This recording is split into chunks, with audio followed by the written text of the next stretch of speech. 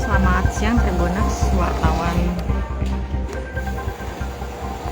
Tribun.com. Hartati melaporkan dari Bank BNI.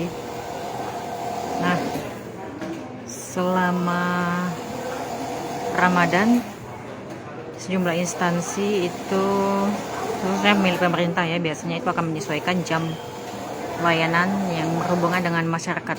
Namun jam operasional biasanya masih tetap sama, tapi jam layanan kepada masyarakat apalagi seperti bank ini, jam layanan nasabah biasanya juga akan berubah ya, lebih singkat. Nah, BNI Wilayah 3 sendiri memastikan bahwa jam layanan kepada nasabah selama Ramadan juga berubah lebih singkat dari semula buka mulai pukul 8 pagi hingga jam 3 sore dipersingkat menjadi beroperasi mulai pukul 8.30 dan berakhir pukul 12 siang. Ini berlaku di semua cabang BNI Palembang. BNI Kanwil Palembang ya, yang meliputi beberapa provinsi mulai dari Sumatera Selatan, Bangka Belitung, Lampung, dan Bengkulu.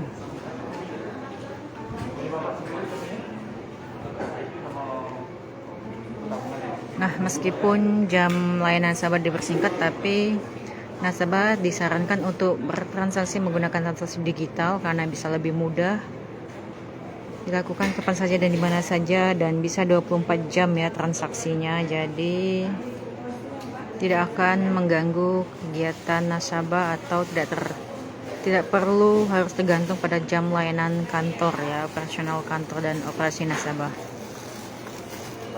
Dan selama pandemi pun BNI mencatat kenaikan transaksi penggunaan transaksi digital.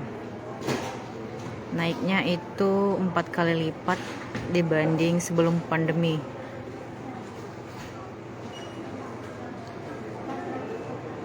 Kenaikan ini didorong karena selama pandemi masyarakat juga khawatir untuk keluar rumah. Selain itu, transaksi digital juga lebih mudah dan aman karena tidak melakukan sentuhan langsung uang atau kontak fisik dengan orang lain. Jadi Bank Indonesia pun juga mendorong masyarakat untuk aktif penggunaan transaksi non tunai karena lebih mudah, cepat, dan juga menghemat biaya pemeliharaan uang tunai.